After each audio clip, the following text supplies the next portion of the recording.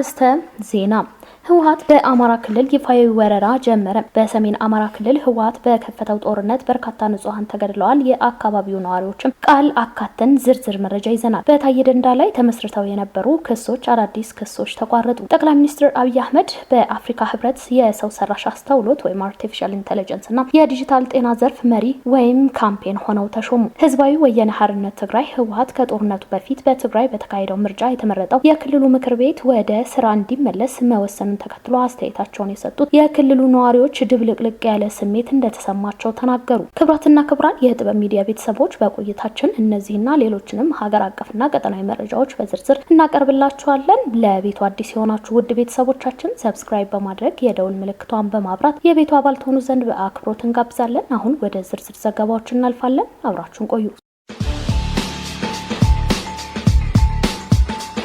የሲዳማ ፌዴራሊስት ፓርቲ ሲፌፓ በሰባተኛው ጠቅላላ ምርጫ ለመወዳደር በኢትዮጵያ ብሔራዊ ምርጫ ቦርድ በኩል የተላለፈበትን ውሳኔ ተቃወመ። ፓርቲው ተቃውሞውን ያሰማው በምርጫው ለመሳተፍ ያቀረበውን ጥያቄ የቦርዱን ተቀባይነት ሳያገኝ መቅረቱን ተከትሎ ነው። የኢትዮጵያ ብሔራዊ ምርጫ ቦርድ ሲፌፓ በሰባተኛው ጠቅላላ ምርጫ ለመወዳደር ያቀረበውን ጥያቄ እንደማይቀበል ያስታወቀው ትናንት ሚያዝያ 13 ቀን 2018 ዓ.ም በጻፍ ደብዳቤ ነው። ቦርዱ ለሲዳማ ፌዴራሊስት ፓርቲ የላከው ይሄው ደብዳቤ ሰባተኛው ጠቅላላ ምርጫ ውድድር ላይ መሳተፍን ይመለከታል ይላል። የኦዲት ሪፖርት ሳያቀርብና ሳይረጋገጥ የእጩዎች ምዝገባ ማከናወን የማይቻል በመሆኑ ፓርቲው በ2016 ዓ.ም የወሰደውን የመንግስት በጀት ኦዲት ተደርጎ እንዲቀርብ በቦርዱ በኩል መጠየቁን በደብዳቤው ጠቅሷል። የፌዴራል ዋና ኦዲተርም በፓርቲው ላይ የኦዲት ምርመራ ስራ አከናውኖ ውጤቱን መጋቢት 25 ቀን 2018 ዓ.ም ለቦርዱ ማሳወቁን የገለጸው የቦርዱ ደብዳቤ በምርጫው የጊዜ ሰሌዳ መሰረት ከጥር 1 እስከ የካቲት 16 2018 ዓ.ም ባለው ጊዜ የእጩዎች ምዝገባ ተከናውኗል። አሁን ላይ የድምጽ መስጫ ወረቀት ህትመት እየተካሄደ ይገኛል። በመሆኑም ቦርዱ ፓርቲው ያቀረበውን የእጩዎች ምዝገባ ጥያቄ ማስተናገድ አልችልም ብሏል። ቦርዱ በደብዳቤው የፓርቲው ምላሽ በቦርዱ ውሳኔ ላይ ከቦርዱ የተላከውን ደብዳቤ ትናንት እንደደረሳቸው ያረጋገጡት የሲዳማ ፌዴራሊስት ፓርቲ አመራሮች ዛሬ ከሰዓት በኋላ ሐዋሳ በሚገኘው የፓርቲው ጽህፈት ቤት መግለጫ ሰጥቷል። ፓርቲው ምርጫ ቦርዱ እንዳለው ሳይሆን እጩዎች በጊዜ ሰሌዳው መሰረት ማስመዝገቡን የጠቀሱት የፓርቲው ምክትል ሊቀመንበርና የድርጅት ጉዳይ ኃላፊ አቶ ደሳለኝ ደምሴ ፓርቲው ታህሳስ 27 ቀን 2018 ዓ.ም የተወዳዳሪ እጩዎችን ዝርዝር አስገብቷል። ፈርመውን የተቀበሉት ቀሪ ደብዳቤ በእጃችን አለ። ይህም እነሱም አይክዱም። በተጨማሪነትም በኦንላይን አማራጭም ለመመዝገብ እንድንችል አድሚን እንዲሰጠን በደብዳቤ ጠይቀናል። አሁን እነሱ የሚጠይቁት የኦዲት ሪፖርት ነው። እሱም ቢሆን ተከናውኗል ብለዋል።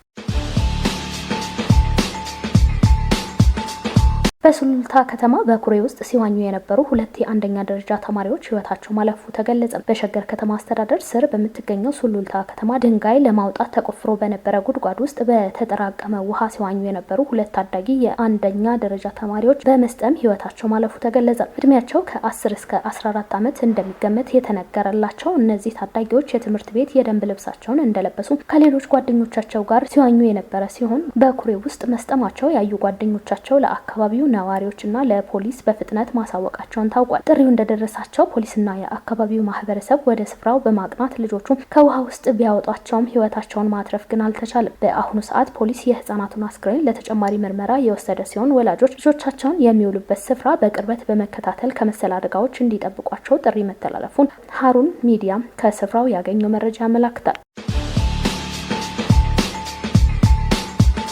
በታዬ ደንዳ ላይ ተመስርተው የነበሩ 3 አዳዲስ ክሶች ተቋረጡ። በቀድሞ የሰላም ሚኒስትር ዴታ አቶ ታዬ ደንዳ ላይ ተመስርተው የነበሩ 3 አዳዲስና ከባድ ክሶችን የፌዴራል አቃቢ ህግ ማቋረጡ ተሰማ። አቶ ታዬ ላይ ተመስርተው የነበሩ ክሶች አንደኛ መንግስት በኃይል ለመጣል ግዙፋዊ መሰናዶ የማድረግ፣ ሁለተኛ በመከላከያ ሰራዊት ላይ ሐሰተኛና አደናጋሪ መረጃዎችን የማሰራጨት፣ ሶስተኛ እንዲሁም የመንግስት ስም የማጥፋት ወንጀሎች ነበሩ። የፌዴራሉ ጠቅላይ ፍርድ ቤት በእነዚህ ተደራራቢ ክሶች ላይ የቀረበውን ይግባኝ መርምሮ ውሳኔ ለመስጠት ዛሬ ቀጠሮ ይዞ የነበረ ቢሆንም አቃቤ ህግ ክሱን ማቋረጡን ለችሎቱ አስታውቋል። ይሁን እንጂ ክሱ የተቋረጠበት ምክንያት በዛሬው ችሎት ላይ በግልጽ አልተነገረም። የአቶ ታዬ ደንዳ ጠበቆች ክሱ መቋረጡን እንደሰሙ ገልጸው ስለ ምክንያቱ ግን እስካሁን የሚያውቁት ነገር እንደሌለ ገልጸዋል። ጠበቆቹ የክሱን መቋረጥ ተከትሎ ዝርዝር መረጃ የያዘ ማስረጃ ከፍርድ ቤቱም እንደሚጠይቁም አስታውቀዋል። አቶ ታዬ ደንዳ ቀደም ሲል ፈቃድ የሌለው የጦር መሳሪያ በመያዝ ወንጀል ተከሰው የ7 ዓመት እስራት ተፈርዶባቸው የነበረ ቢሆንም በይግባኝ ሂደቱ ቅጣቱ ወደ 4 ዓመት ዝቅ መደረጉ ይታወሳል። የዛሬው የክስ መቋረጥ ውሳኔ በአቶ ታዬ የህግ ሂደት ላይ ምን አይነት ለውጥ እንደሚያመጣው ወደፊት የሚታይ ይሆናል። ጠቅላይ ሚኒስትር አብይ አህመድ በአፍሪካ ህብረት የሰው ሰራሽ አስተውሎት አርቲፊሻል ኢንተለጀንስ እና የዲጂታል ጤና ዘርፍ መሪ ካምፔን ሆነው ተሾሙ። ሹመቱ የተሰጠው ጠቅላይ ሚኒስትር አብይ አህመድ በዘርፉ ላሳዩት አመራርና ኢትዮጵያ በአህጉሩ የሰው ሰራሽ አስተውሎትና የፈጠራ ስራዎችን ለማስፋፋት እየተገበረች የምትገኘውን የላቀ ሚና እውቅና ለመስጠት ነው። በተላከው የሹመት ደብዳቤ ላይ የሚከተለውን ሰፍሯል። የተከበሩ የእርስዎ ዲጂታል ትራንስፎርሜሽን እና አዳዲስ ቴክኖሎጂዎችን ለማስፋፋት ያደረጉት አመራር ሰው ሰራሽ አስተውሎት ወይም ኤአይ ለአፍሪካ ሉዓላዊነት ለውጤታማነትና ለአሳታፊ እድገት ቁልፍ መሳሪያ ሆኖ እንዲያገለግል በማስቻል ረገድ ትልቅ እገዛ አድርጓል። ስልታዊ በሆነ መልኩ የቴክኖሎጂ ነጻነትንና አቅምን ለመገንባት የሚያደርጉትን ተከታታይ ቅስቀሳ አህጉሩ በኃላፊነትና በፍትሃዊነት በታጀበ የሰው ሰራሽ አስተውሎት አጠቃቀም ረገድ በዓለም አቀፍ ደረጃ ግንባር ቀደም እንዲሆኑ ከፍተኛ አስተዋጽኦ ይኖረዋል። ባለፉት ጥቂት ዓመታት በጠቅላይ ሚኒስትር አብይ አህመድ አመራር ኢትዮጵያ በዲጂታላይዜሽንና በሰው ሰራሽ አስተውሎት ዘርፎች ያስመዘገበችውን እድገት ከፍተኛ አፈጻጸም ያሳየ ነው። የዲጂታል መሰረተ ልማትን ማስፋት፣ የኢ-መንግስት ወይም ኢ-ገቨርንመንት አገልግሎቶችን ስራ ላይ ማዋል፣ በፈጠራ ስነ ምህዳር ላይ መዋለ ንዋይ ማፍሰስ፣ የሰው ሰራሽ አስተውሎት ኢንስቲትዩት ማቋቋም እንዲሁም ሀገራዊ የሰው ሰራሽ አስተውሎት ስትራቴጂክ መደገፍ ለለውጡ ጠንካራ መሰረት የጣሉ ተግባራት ናቸው። በተጨማሪም ራሱን የቻለው የሰው ሰራሽ አስተውሎት ዩኒቨርሲቲ ለማቋቋም የታቀደውን እቅድ ምርምርን፣ የክህሎት ልማትና አህጉራዊ ትብብር ይበልጥ እንደሚያጠናክር ይጠበቃል። ህዝባዊ ወያነ ሓርነት ትግራይ ህወሓት ከጦርነቱ በፊት በትግራይ በተካሄደው ምርጫ የተመረጠውን የክልሉ ምክር ቤት ወደ ስራ እንዲመለስ መወሰኑ ተከትሎ አስተያየታቸውን ለቢቢሲ የሰጡ የክልሉ ነዋሪዎች ድብልቅልቅ ያለ ስሜት እንደተሰማቸው ተናገሩ። የህወሓትን ውሳኔ የሚደግፉ ነዋሪዎች መኖራቸውን የተናገሩት አንድ ስሜ አይገለጽ ያሉ ግለሰብ በርካታ ሰዎች ደግሞ ይህ ውሳኔ ምንም ይዞ ይመጣል በሚል ግራ መጋባትና ስጋት ውስጥ መሆናቸው ለቢቢሲ ተናግረዋል። ነዋሪዎቹ ይህንን ውሳኔ ተከትሎ ጦርነት ይቀሰቀስ ሲሆን ወይስ የአገልግሎት መቋረጥ ይፈጠራል በሚል ፍርሃት ውስጥ መሆናቸውን ጨምረው ገልጸዋል። ደግሞ ችግር ውስጥ እንገባለን የሚል ፍርሃት እንዳደረባቸው የተናገሩት እኚህ ነዋሪ የፓርቲው ውሳኔ በጎ ነገር ያመጣል የሚል አስተሳሰብ አለመኖሩን ጨምረው ተናግረዋል። አንዳንድ ሰዎች ውሳኔው የህወሓት መግለጫ ተከትሎ ጦርነት ነው የሚቀጥለው ወይስ ድርድር የሚለው ስጋት እንደተፈጠረባቸው ተናግረዋል። በትግራይ የሚኖሩ ሰዎች የሚያስቡት የዕለት ተዕለት ኑሯቸው ነው ያሉት ነዋሪው የፓርቲው ውሳኔ መልካም ነገር ይዞ ይመጣል የሚል ሀሳብ በአብዛኛው ሰው ላይ አለመኖሩን ይናገራሉ። ቢቢሲ ያናገራቸው እኚህ የመቀሌ ከተማ ነዋሪ በርካታ ሰው ከተማዋን ለቆ እየወጣ ነው በማለት እስከ ቅዳሜ ድረስ ያለውን የአውሮፕላን በረራ ሙሉ መሆኑን ማረጋገጣቸው ይናገራሉ። ሌተናንት ጄኔራል ታደሰ ከመጋቢት 30 ቀን 2018 ዓ.ም ጀምሮ በጠቅላይ ሚኒስትር አብይ አህመድ የስልጣን ዘመናቸው ለተጨማሪ 1 ዓመት ተራዝሞላቸዋል። ይህንን ተከትሎ በምርጫ ቦርዱ የተሰረዘው ህወሓት የጄኔራል ታደሰ የስልጣን መራዘም አስመልክቶ ባወጣው መግለጫ የሁለትዮሽ የፖለቲካ ውይይት ሳይደረግና የህወሓት እውቅና ተሳትፎ ሳይኖር የኢትዮጵያ መንግስት በብቸኝነት የሰጠው ውሳኔ መሆኑን በመግለጽ ተቃውሟል። ሌተናንት ጄኔራል ታደሰ ወረደ በበኩላቸው በክልሉ መሪነት እንዳይቀጥሉ ከህወሓት በኩል ጫና ተደርጎባቸው እንደነበር ተናግረዋል። ሌተናንት ጄኔራል ታደሰ ወደ አዲስ አበባ አቅንተው ለፌዴራል መንግስቱ የአፈጻጸም ሪፖርት ካቀረቡና የስልጣን ጊዜያቸው ከተራዘመ በኋላ ህወሓት ስልጣን እንዳትቀበል ብለዋቸው እንደነበር ገልጸዋል። የህወሓት ማዕከላዊ ኮሚቴ ሚያዝያ 11 ቀን 2018 ዓ.ም ስብሰባውን ካጠናቀቀ በኋላ ባወጣው መግለጫ የክልሉ አስፈጻሚ አካል አቃፊ ሆኖ እንዲቋቋም መወሰኑን ገልጿል። የፌዴራል መንግስቱ የትግራይ ጊዜያዊ አስተዳደር የቆይታ ጊዜን ያለ ህወሓት ተሳትፎ ማራዘሙን የተቃውሞ ማዕከላዊ ኮሚቴ ድርጊቱ የግጭት ማቆም ስምምነቱን የጣሰና የተናጠል ውሳኔ መሆኑን ጠቅሰዋል። ፕሪቶሪያው ስምምነት ከተፈረመ በኋላ አንጻራዊ ሰላም ሰፍኖባት የቆየው በአማራ ክልል የዋግምራ ብሔራዊ አስተዳደር ዞን አበርገሌ ወረዳ ከትናንትና በስቲያ ሰኞ ጠዋት ጀምሮ በተቀሰቀሰ ጦርነት ምክንያት የአካባቢው አስተዳደር ሰራተኞች መታገታቸውና በንጹሃን ላይ ሞት መድረሱን የአካባቢው ነዋሪዎች ገለጹ። ለቤተሰቦቻቸው ደህንነት ሲሉ ስማቸው እንዳይገለጽ የፈለጉ የአካባቢው ነዋሪ ጦርነቱን የጀመሩት የህወሓት ታጣቂዎች በአካባቢው ከሚንቀሳቀሱ የሀገው ሸንጎ ታጣቂዎች ጋር በጋራ በመሆን ነው ይላሉ። ያው እንግዲህ በጽንፈኛው ኃይል ነው የተጎዳው። አዴን የሚባል አለ አይደል? የሆነ ጽንፈኛ ቡድን አዴን ይባላል። ህወሓትና አዴን ሆነው አዴን ማለት አገው ሸንጎ የሚባለው ነው። አዎ እነሱ ሁለቱ ተቀናጅተው ትንኮሳ ፈጥረው ከተማዋን ተቆጣጥረዋል። ያው ብዙ ጉዳት ደርሷል እና እስካሁን ሰው ሬሳ እየለቀሙ ሬሳ መቅበር ላይ ነው ያሉት። የተቆጣጠሩትም የትኛውም ከተማ ነው። አበርገሌ ትንኮሳው የተጀመረው አሁን 3ኛ ቀናቸው ነው። ስማቸው እንዳይገለጽና ድምጻቸው እንዲቀየር የፈለጉ የአበርገሌ ወረዳ የስራ ኃላፊም በወረዳው ሰዎች መሞታቸው፣ በርካቶች መታገታቸውን እሳቸውም አምልጠው ወደ ሰቆጣ በእግር እየተጓዙ መሆኑን ይናገራሉ። አሁን በቃ ወደ ሰቆጣ እየገሰገስኩኝ ነው ያለሁት። ህወሓት ነው ያለው ሸንጎ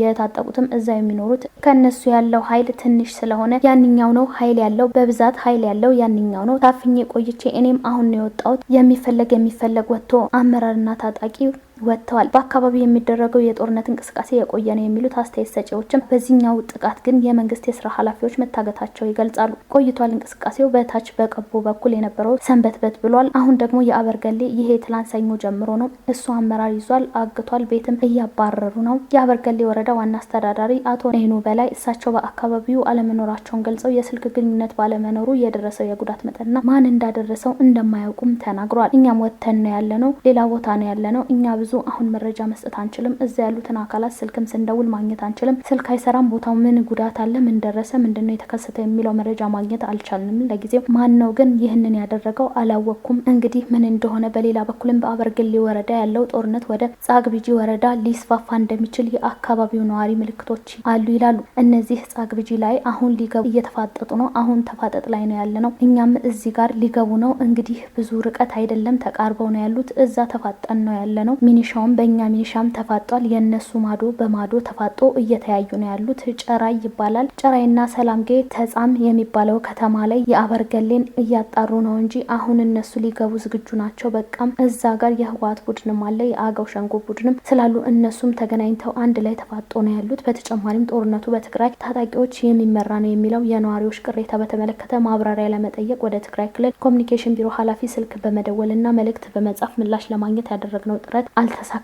ነገር ግን ትናንት የትግራይ ክልል ጊዜያዊ አስተዳደር ፕሬዝዳንት ጄኔራል ታደሰ ወረደ ህወሓት የትግራይ ክልላዊ መንግስት ከጦርነቱ በፊት ወደ ነበረበት ቁመና ይመለስ በማለት ያስተላለፈው ውሳኔ የፕሪቶሪያ ውል ውድቅ የሚያደርግ በመሆኑ ሊኖር የሚችለው አሉታዊ ተጽዕኖ ማጤን እንደሚገባም ገልጸው ነበር። ውድ ቤተሰቦቻችን አሁን ወደ ዕለቱ የውጭ ሀገር ገንዘቦች ዕለታዊ የምንዛሬ ዘገባ እናልፋለን። በዳሽን ባንክ ዶላር 153 ብር፣ ዩሮ 181 ብር ከ8 ሳንቲም፣ ፓውንድ 209 ብር ከ2 ሳንቲም፣ የስዊስ ፍራንክ 198 ብር ከ6 ሳንቲም፣ ድርሃም 44 ብር ከ3 ሳንቲም፣ ሪያል 43 ብር ከ4 ሳንቲም እየተመነዘረ ይገኛል። በአቢሲኒያ ባንክ ዶላር 153 ብር ከ4 ሳንቲም፣ ፓውንድ 208 ብር ከ2 ሳንቲም፣ ዩሮ 182 ብር፣ የስዊስ ፍራንክ 194 ብር ከ1 ሳንቲም፣ ድርሃም 44 ብር ከ1 ሳንቲም፣ ሪያል 43 ብር ከ7 ሳንቲም፣ ዩዋን 22 ብር ከ2 ሳንቲም የምንዛሬ ዋጋ ሆኗል። በህብረት ባንክ ዶላር 153 ብር ከ4 ሳንቲም፣ ፓውንድ 207 ብር፣ ዩሮ 182 ብር ከ8 ሳንቲም እየተመነዘረ ይገኛል። ክቡራትና ክቡራን የጥበብ ሚዲያ ቤተሰቦች ለሰዓቱ የመረጥናቸው ዘገባዎች በዚህ አብቅተዋል። ለቤቱ አዲስ የሆናችሁ ሰብስክራይብ በማድረግ የቤቱ አባል ትሆኑ ዘንድ በአክብሮት ጋብዘን ተሰናበትን። ሰላም።